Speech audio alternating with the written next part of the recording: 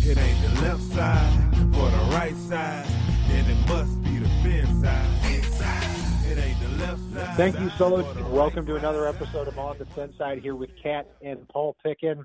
You can follow us on Facebook, Twitter, Spreaker, iTunes, YouTube, and on iHeartRadio.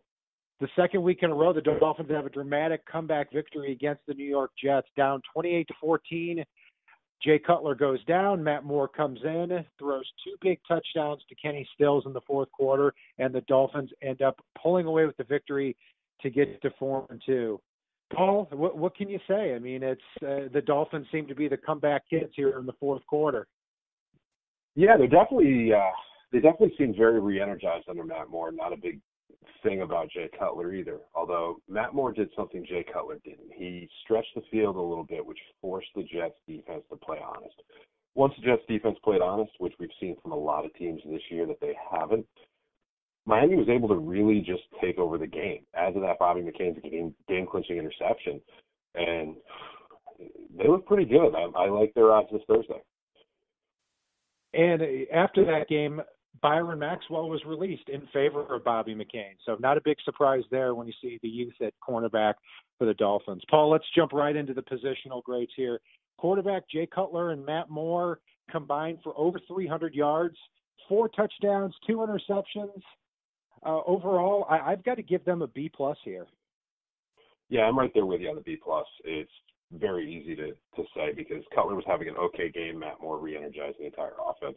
B+ is an easy grade to give out here. Yeah, I mean, you look at Matt Moore and how he performed in this game. He drops back, and by the time he hits his back foot, the ball is up and the ball is out. So the Dolphins may get a blessing and surprise by getting to see Matt Moore in one more game here against the Baltimore Ravens. At running back, Paul, I can't give Jay Ajayi better than a C+ here because, 21 carries, 53 yards, but 40-something yards after contact.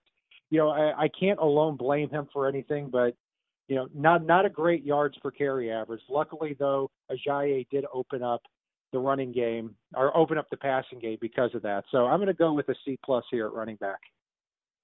I'm going with a B for him, and mainly because you look at that defense, and like I was saying before, you got 8 or 9 guys not just playing up in the box, but charging forward at the snap because everything's within 5 yards of the line of scrimmage with Jay Cutler. They schemed it well, and once Matt Moore started opening it up, you saw Ajayi shake a little free. Add to that Damian Williams continuing to be a threat in the receiving game, and it's easily a B for me. At receiver and tight end, I'm going to throw it back to you. Looks like they had one of their better games. They did. I'm still not a huge fan of Julius Thomas, but I like the fact that Fasano got in and had a role. Probably the best game we've seen from Kenny Stills as a Dolphin. And Jarvis Landry had one of his best games of the year, considering the fact that he wasn't, just catching short catch, drop. So this should be really exciting when Devontae Parker gets back. Leonte Carew, I know the pass interference call on him was bogus, but he did have a rough game out there and looked absolutely lost. Yeah, so I'm gonna go with an A- here. Yeah, Kenny Stills, an amazing game. 6 catches for 85 yards. Also drew a long pass interference call. Had a touchdown called back, and had a giant circus catch at the beginning of the game. And Jarvis Landry finally averages over 13 yards a catch. Yeah, so I'm gonna go with an A- for him. The offensive line, a little bit of a rough day. Mike Pouncey has 2 penalties. Juan James gets pushed back a little bit more than I would have liked. Laramie Tunsil leaves the game. They had a real difficult time opening holes for Jay Ajayi and protecting Jay Cutler early on. For the offensive line, I'm going to give him a C-. For me, I'm actually in the B range with these guys, which may seem a little ridiculous if you just look at the stat sheet. But like we said before, with 8 or 9 guys charging the line of scrimmage and the Dolphins offense blocking with 5 and an occasional running back, there's not much hope for these guys. These guys did a hell of a lot better than they should have, given the fact that the Jets' defense was basically crashing the line of scrimmage over and over and over again with more players than Miami had blockers. So for me, I think they did an admirable job, even though it wasn't spectacular. I'll throw a B their way. Speaking of crashing down on offensive lines, the defensive line, we just can't get enough of. I mean, Cameron Wake, 2.5 sacks, handful of pressures. Davin Godjaw and Charles Harris play a good game out there. That Bobby McCain interception, you'll see Charles Harris really getting to the quarterback. Jordan Phillips had a little bit of a rough game. He failed to strip a ball on Matt Forte's 20-something yard run, and then followed it up with a 15-yard penalty. But overall, the defensive line, again, controlling the game at the line of scrimmage. I'm going to go with an A- for the D-line. I'm going with an A. Cameron Wake's playing the best football in the NFL as far as rushing the passer, and he's been great against the run. And Ndamukong Suh, Davin Godchaux, the depth along this defensive line alone is absolutely amazing. And I think they did a good job pressuring McCown in this game, especially as the game wore on. For me, I definitely have to go with an A here. It's nice and solid for these guys. Moving on to linebacker, I tell you, Kiko Alonso, every game he's up, he's down, he's up, he's down.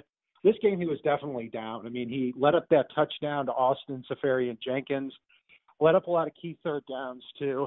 Lawrence Timmons missed a few tackles in the beginning, but had a great fourth quarter. Ray Maualuga, fantastic game at that linebacker spot. So I'm going to give this linebacker unit a B.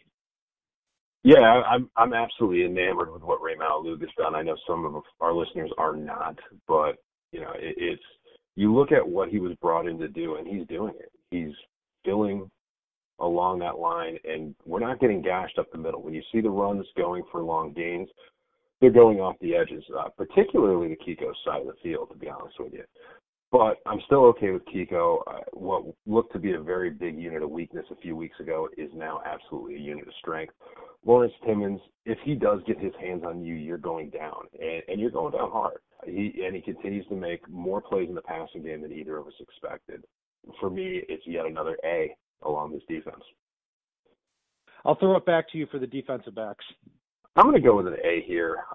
Other than at safety next to Rashad Jones, I'm okay with how this game played out. I know a lot of people are going to be down on Cordrea Tankersley.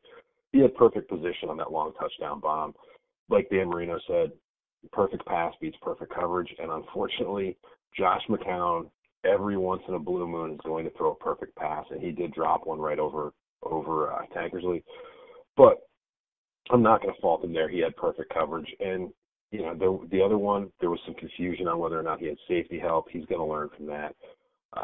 As far as Xavier Howard, he was outstanding. Rashad Jones, it's still Rashad Jones. And for me, it's an A despite a few things that could bring it down. And don't forget Bobby McCain's game-clinching interception. I'm going to give him a B on this. I'm not as understanding about Tankersley giving up 2 touchdowns in the first quarter, but as long as Xavier Howard and Tankersley are failing forward, which I believe they are, then I think there's some good that can come out of that. Yeah, Bobby McCain in the slot has been really good this year. Had that game-clinching interception, too. At the safety spot, it was the first time Nate Allen looked like an NFL caliber free safety. Hopefully that continues. Rashad Jones is all over the field. But they did let up a lot of yardage here to Josh McCown. One interesting stat when you look at it is Josh McCown only had 61 yards passing in the final 3 quarters compared to got 160-something, I believe, in the first 14 minutes of the game. So the Dolphins really hunkered down there at the end of the game. So overall, I'm going to give the defensive backs a B. Moving along to special teams, Matt Hawk seems to be getting better and better every week. 6 punts, over 40 yards on average. Cody Parkey also kicks the game-winning field goal, which is becoming pretty common for him. And Jakeem Grant and Kenyon Drake have 2 total kick returns, but they return them back 26 and 30 yards. I really love the punt and kick return coverage every week. It seems like every time they're getting back to only the 15 or 20-yard line, the returners of the opposite team. So I am going to give the special teams an A- here. I went with a B+ for a lot of the reasons you said. I also really did like what I saw to Jakeem Grant in the return game, even though it looked like he bobbled one of the punt returns a little bit. He still got some solid return yards and really made the most of what he had. So it's easily a B+ here. So who's your player of the game here, Paul? I got to give it to Bobby McCain, even though we could go Kenny Stills or Cam Wake. This is a kid that's taken a beating in the media, amongst fan base, et cetera, and he came in. He's been stepping up every game this year, and he stepped in and made the game-clinching interception to win this game for Miami. So Bobby McCain gets my vote. Yeah, I could go with a lot of players. I'll go with Kenny Stills. I mean, what a steal this guy has turned into for, just $8 million a year. Remember, he's only 25 years old, and you see the deep speed that he brings.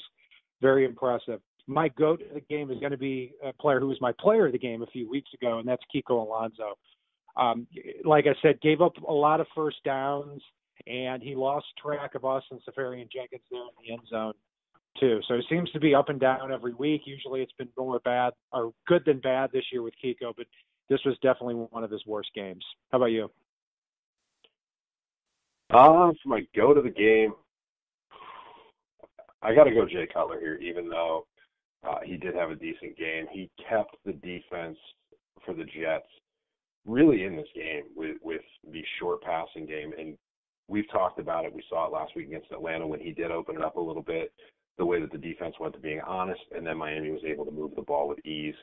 In this game, he shortened his field back up again, and really for me, it's just too much. It's too much. He needs to start stretching the field when he gets back in a few weeks from his busted ribs. And he may not get the opportunity if Matt Moore really shines Thursday against Baltimore. Paul, a huge matchup here against the Baltimore Ravens on Thursday Night Football. 4-2 Dolphins against 3-4 Ravens. And if the Dolphins can win this game and get to 5-2, they're at tiebreakers over the Chargers, over the Titans, and over the Ravens here, and they're looking pretty good for the playoffs here. We have a few bullet points to go over and really keys to the game. One for me is going to be left tackle Laramie Tunzel, which with what looks like the bum knee, going up against Terrell Suggs, a future Hall of Famer, 4.5 sacks this year. Really going to be Tunzel's first big test in the NFL, and he's got a big task here of protecting Matt Moore to make sure that he doesn't get hurt. Because if he gets hurt, we might be one injury away from David Fales here. So that's one matchup I'm looking at. What's one you're looking at? For me, it's really the entire offensive line. If they're able to enforce their will against the Ravens defense here, I don't see the rest of the Ravens defense being able to match up with what Miami's got on offense. Whether Devontae Parker is back or not, I just see Miami being able to impose their will in all facets of the game, because let's face it, the defensive line is going to do great. Defense as a whole is going to do great. If that offensive line can give Matt more time and open holes for Jay Ajayi, that's going to be huge in this game, and I don't see it being even close. Looking at the first drive of the Jets game, I mean, that's what frustrated me so much is I expected the Dolphins to come out and dominate on defense, and before I can even finish my first beer, they are absolutely they've already allowed a touchdown. First play of the game, 31 yards to Bilal Powell. But here in this game, I want to see the Dolphins defensively come out and smack them in the mouth to begin with. I mean, Joe Flacco has a quarterback rating of 70 on the season. Jeremy Maclin and Mike Wallace are banged up heading into this game, as is third receiver Brashad Perryman. They really got to shut them down in the beginning here. I don't think there's any excuse for the Dolphins letting more than 10 or 13 points up to the Ravens. Also, too, defensively, for Baltimore, they've allowed 3 of the last 4 games, they've allowed an opposing running back to have 113 or more yards. I mean, Le'Veon Bell was one of them, also Latavius Murray, Jordan Howard, all 3 running backs, 3 out of the last 4 weeks. So now you've got Jay Ajayi coming in, really needs to get back on track here to be that rock in the running game. So, Paul, is there any other matchup that you're looking at here in the Ravens game? I'm definitely looking along the defensive line, because you look at what the Ravens allowed last week to a vastly inferior defensive line. They allowed 6 or 7 sacks in that game, and that's not going up against anybody the caliber of Cameron Wake and Dominican Sue, and really what Miami has all along that defensive front, even if they get to their second wave, and a couple of their third wave guys. So really, if Miami's defensive line can feast here against a quarterback with all the mobility of the Heisman Trophy in Joe Flacco, really this is a scenario that Miami could take off and just destroy them. And it's really the battle of the trenches on both sides of the ball for me. What's your prediction, Cap? I'm going to go with 20-17 Dolphins here. I think it's going to be a close matchup. I think Matt Moore does just enough to not only win the game, but also cause some controversy of whether or not he's going to remain the starter moving forward for the rest of the year, because it could be a blessing in disguise, because I think Cutler would have had to start this game if he were healthy. But now you have an excuse to start more, and you have an excuse to see what you have there.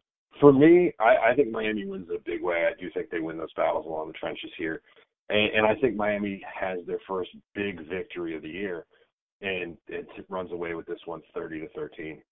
And I think it's going to be a definitive victory, especially given the Matt Moore effect as far as energy goes for at least a game or two. Let's hope so, because, I mean, the schedule gets really difficult after this. And, you know, after that, we're going to play the Raiders. We still have KC, Buffalo twice, Patriots twice, a lot of tough opponents. That will do it for our wrap-up here. You can follow Paul and I on Facebook, Twitter, Spreaker, iTunes, YouTube, and on iHeartRadio. Our next game is going to be against the Oakland Raiders. We'll be sure to break that one down, too. And if it's not on the right side and it's not on the left side, it is on the fin side. It ain't the left side or the right side, then it must be the fin side. It ain't the left side or the right side, then it must be the fin side. Listen, Dolphins fans across the land all tuning in to see what Brian, Cat, and Paul